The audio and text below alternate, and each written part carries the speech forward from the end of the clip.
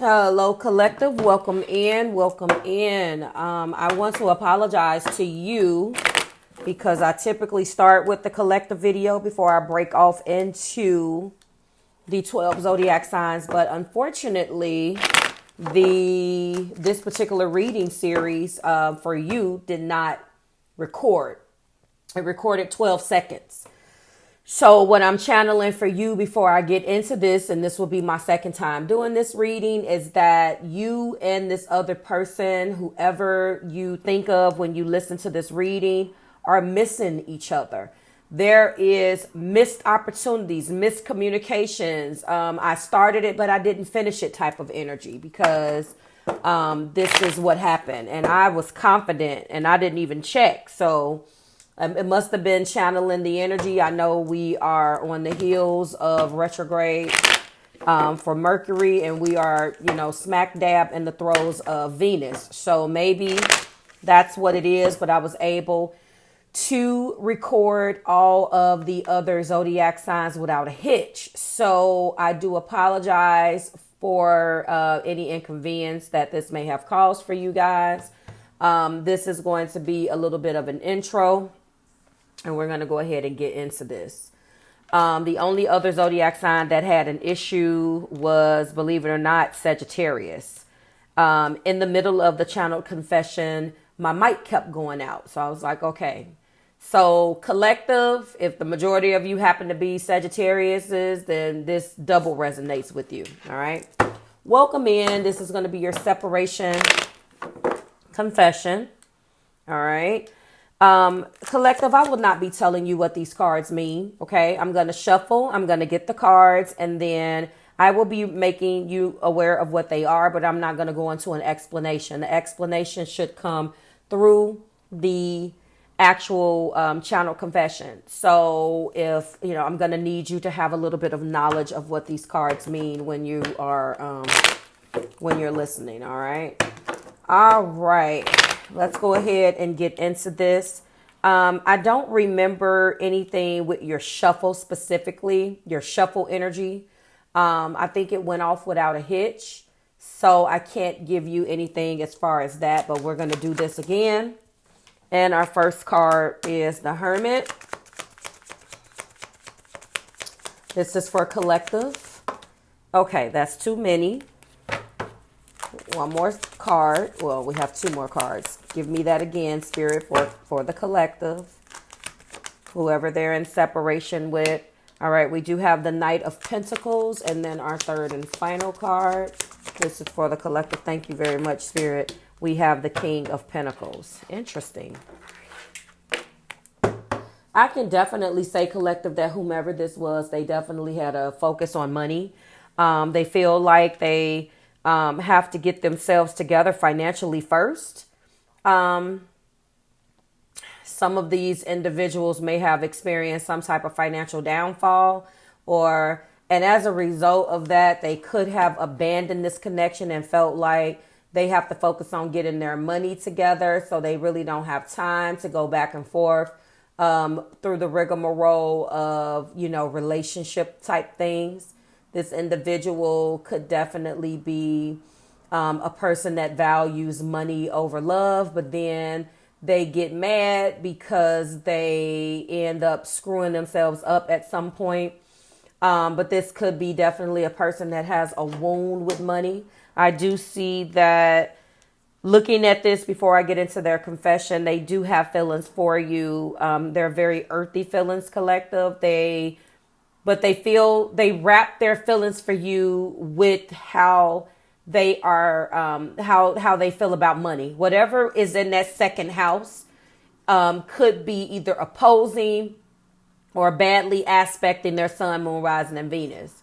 And as a result, they value, if they don't make money or have some type of money to make, getting themselves together, trying to figure out what their own future looks like, they can't focus on a relationship. And I'm going to tell you, although we have the Hermit, the Knight of Pentacles, and the King of Pentacles, this person is constantly chasing money, although they know exactly what they want at the same time, which is interesting. It's one of those things where it's like, it seems like no matter how much money they have, it's never enough. It seems, and it could be because they keep putting themselves in the same situation. They keep putting themselves in the same situation. They know what they want in their hearts, but they keep chasing the same thing. And for some of them, they may have it in front of them. But we're going to go ahead and get into this so I could keep this as brief as possible. Again, Hermit, King of Pentacles, Knight of Pentacles, or Knight of Pentacles, King of Pentacles, doesn't matter to me. But, okay. I disappeared because I didn't know what else to do. The silence wasn't me forgetting you. It wasn't me moving on. It was me drowning in my own thoughts and trying to figure out why I keep sabotaging what I want the most. I couldn't face you. Not when I felt like I had nothing to offer you. You might see strength in me, but I feel weak. You might think that I have control, but I feel like I'm lost as hell. I had to step back, not because I wanted to, but because I couldn't let you see me like that. I couldn't allow you to see me unravel. I've been focused on my stability, my finances, my future, trying to get my shit together in ways that I should have done a long time ago. I've been convincing myself that if I just work hard enough, if I just become enough, then I'll be ready to come back and make things right with you. But the truth is, I should have done that before I let you in, not after I walked away. I thought I was doing the responsible thing by fixing myself first, but I see now all I did was leave you with questions and leave you confused. I let my pride tell me that I had to be perfect before I can love you the way that you deserved. That was a mistake. I haven't given up on us, but I do move slow. I always have. I don't rush. I don't gamble. And I don't make promises that I can't keep. I know you wanted me to be more present, more certain, more willing to take the risk for us. I should have been. But I've been conditioned to play it safe, to build security before emotion. I hate admitting this, but sometimes I wonder if by the time I'm finally, quote unquote, ready for you, you'll probably be gone. If I waited too damn long to be the person that I should have been when I had you, then that I will never forgive myself for that. If I made you wait for something that should have been yours without hesitation a long time ago, then I will never forgive myself for that. And that alone is my biggest regret. All right, collective.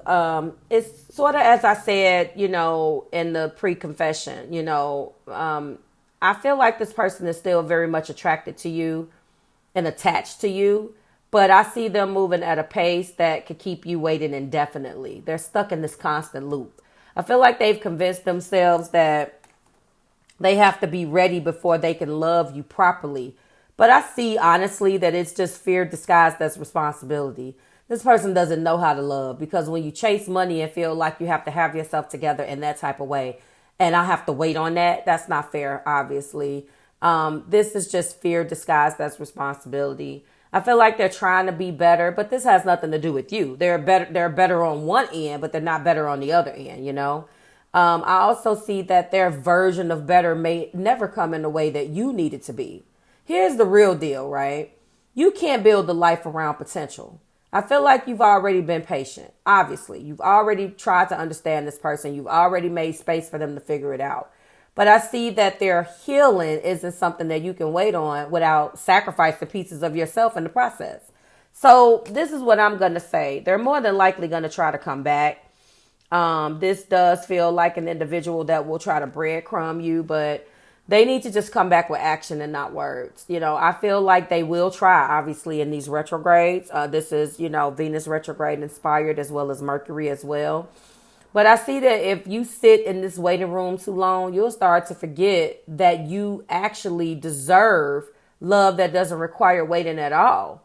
Don't let their slow progress keep you standing still. And I'm picking up that some of you already know that. This isn't a third party type of situation. this isn't one of those situations that is like blatant, okay, I'm letting you go. So I can understand, sorry guys, for some of you guys where if you feel that it's hard to let go because you really don't have any firm foundation, you know, it's not like you could be like, I'm breaking up with you because of these blatant reasons. It's one of these things where you can't really fault a person for wanting to get themselves together, but their lack of communication, their fear of love, and the fact that they feel like they have to be this perfect person, that's them. That has nothing to do with you. And I think that's the biggest regret here. You know, don't let their slow progress keep you standing still. If they truly want you, they'll find a way to catch up. You don't slow down. But if they can't match your pace, don't slow yourself down to make them feel comfortable. They move slow. This is just what they do. You don't need 10 years to decide whether you want a person. You either want the person or not. And I feel like you guys gave more than enough time. Okay? Move forward. And if they're meant to be there in your life, they'll find a way to meet you where you are. It's just as simple as that. And this concludes your separation confession. The major arcana is the Hermit. This person is not even in the right mindset collective to come back to you, but that doesn't mean that they're not going to try. Okay, so this was just a tool to get you ready for what will happen. All right. Let me know how you're rocking with it. Leave it down in the comments. If the social media platform that you are watching does warrant comments, please do so. Other than that, I'd appreciate a like and a follow. Let me know if you can how it's rocking with you, and I'll see you in the next one.